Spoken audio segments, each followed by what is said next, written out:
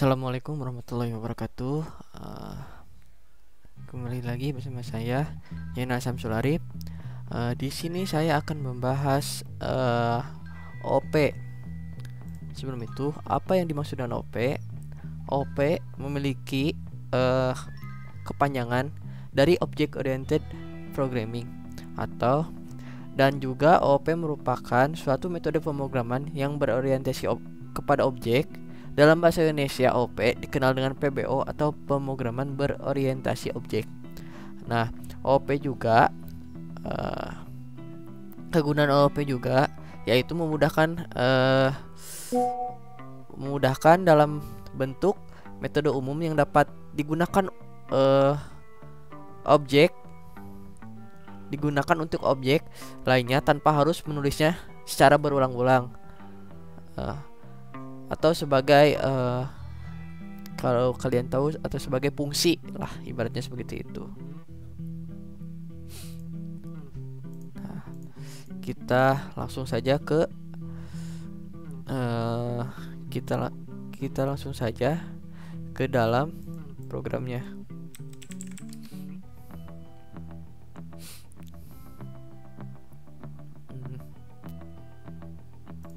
Di sini kita ke dalam programnya, itu program kita kali ini yaitu mengolah data karyawan menggunakan OOP. Di sini kalau dalam OOP itu ada kelas. Kalian tahu apa itu kelas? Kelas adalah untuk atau wadah untuk menghimpun data atau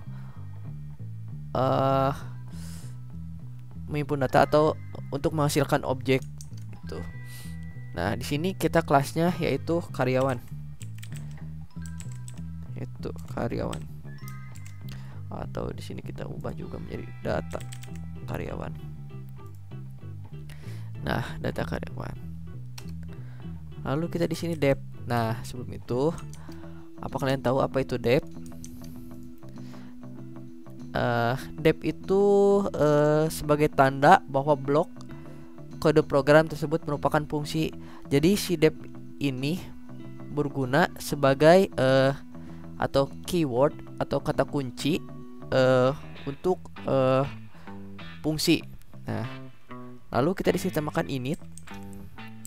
Nah, sebelum itu, apa kalian tahu apa itu init? Nah, init adalah sebuah function. Nah, si init ini akan dipanggil ketika objek baru pertama kali dibuat, dan juga fungsi init ini juga memberikan label untuk suatu paket yang berupa sekumpulan file pada direktori, sehingga mampu mencegah direktori dengan nama yang umum. Jadi lalu kita masukkan self di sini. Nah, self ini tuh merupakan fungsi dari sebuah variabel yang menyatakan bahwa kelas itu sendiri. Nah, si self ini. Jadi self ini sama dengan si kelas ini. Nah, lalu kita di sini tuh kita masukkan variabelnya yaitu nama, umur, dan alamat. Titik 2 di sini. Nah, lalu kita di sini masukkan self nama untuk kalau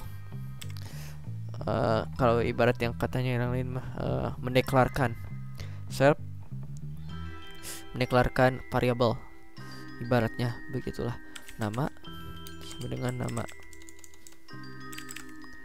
Lalu kita di sini self umur sama dengan umur. Nah, di sini umur. Sini ada yang kelewat. Sini self titik alamat sama dengan alamat.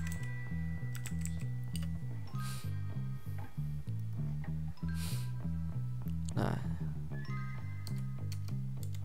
lalu kita di sini tambahkan def tampil. Nah, si dep tampil ini juga berguna tampil self. Nah, si dep tampil ini juga berguna untuk output. Jadi si dep ini tuh nantinya di sini akan ada sebuah outputan. Nah, si outputan ini nanti akan bisa memanggil variabel karena ada si self ini yang merupakan kelas itu sendiri. Lalu kita di sini print nama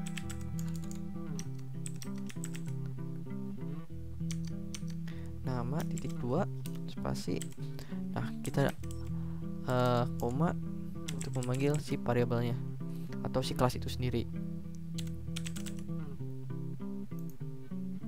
Salah.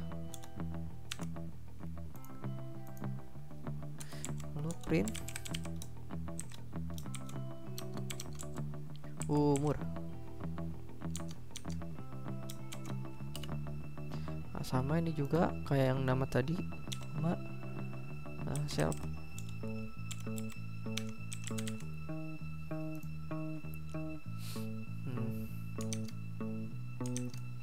Sama kayak yang self nama tadi. Kita di sini tambahkan lagi print alamat.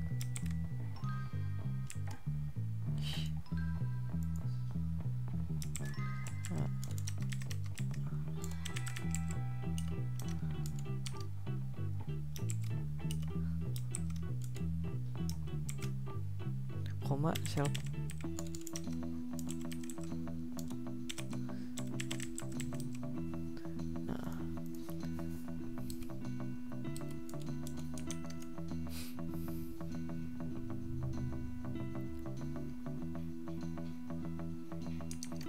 Nah, lalu kita di sini menggunakan instant object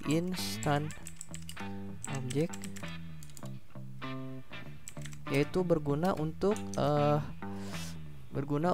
memanggil kelas memanggil kelas, kemudian si argumennya sesuai dengan pada fungsi init yang sudah didefinisikan sebelumnya.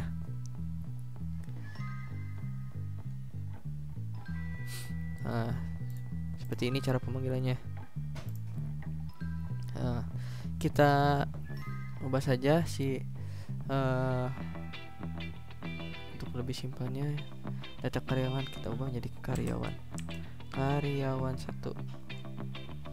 ya, karyawan 1 sama dengan data karyawan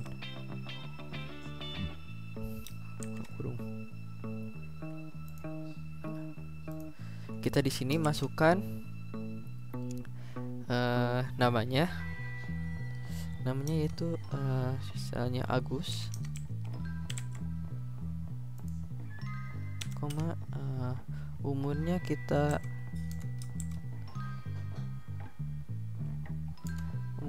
masukkan Agus 30 tahun, koma alamatnya itu Sarpendui.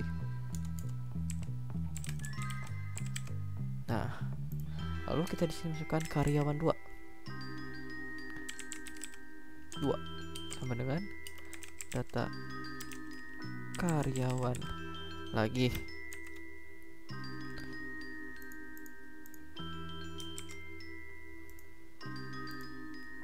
Nah, data karyawan kita ganti namanya jadi Kuso.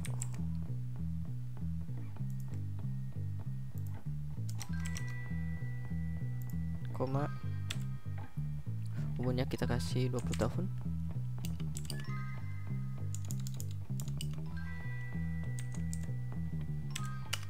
Alamatnya Cibatu.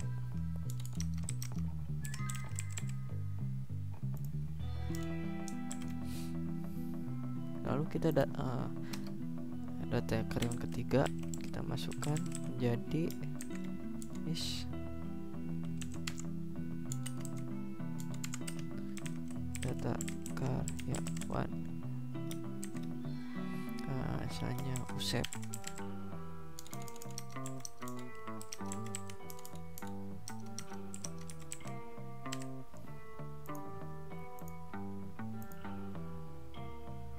Usep, koma. Umurnya 28, koma. Sukawani.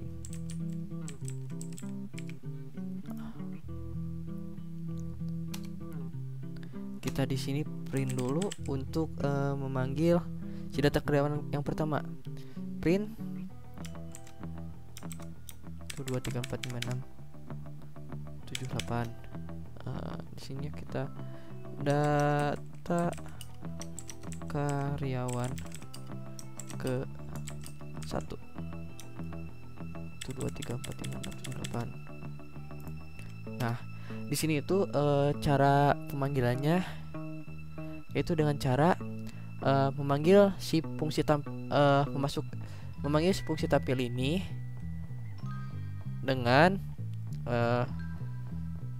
si instan objek ini disatukan. Jadi gini, karyawan 1 titik tampil. Maka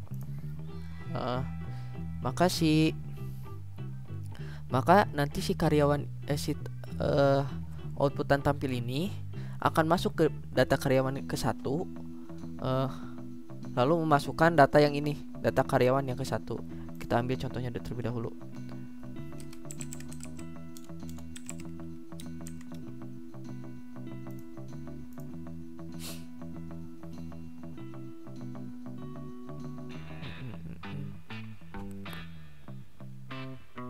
Contohnya dulu.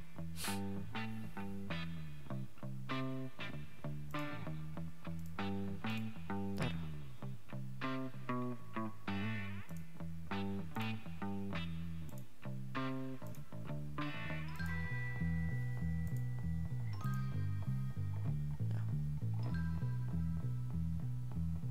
Nama Agus, umur Agus. Oh, ini ada yang salah. Nah, harusnya ini titik.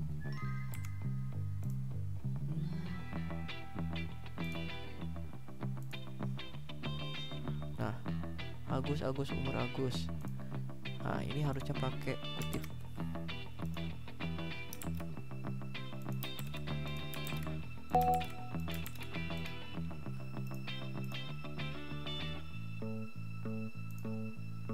Nama Agus, umur Agus.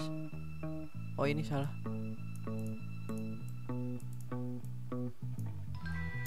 Harusnya umur di sini. Maaf.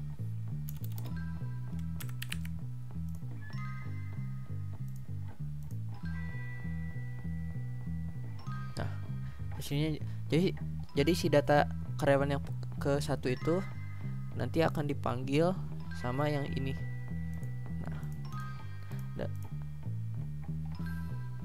Jadi si data ini dimasukkan ke dalam serp nama, si Agus ini dimasukkan ke dalam serp nama ini, si umurnya masukin ke sini, si alamatnya di sini.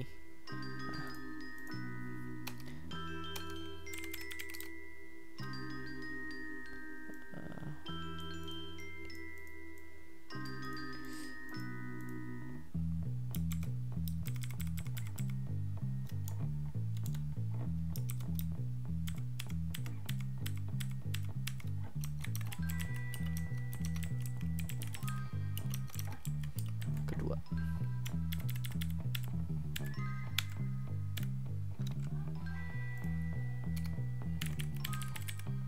Karyawan 2 akan ditampil.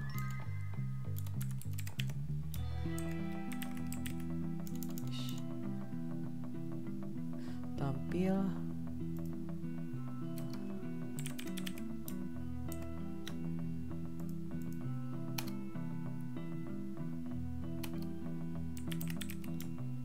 print apa itu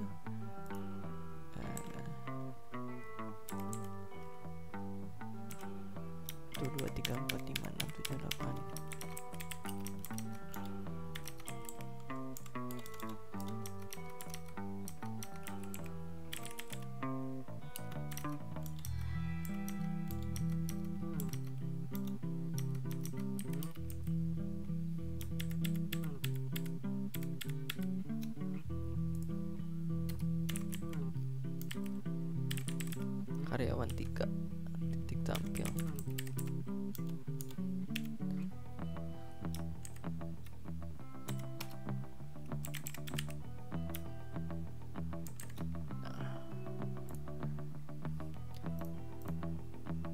Nah, jika semuanya sudah begini,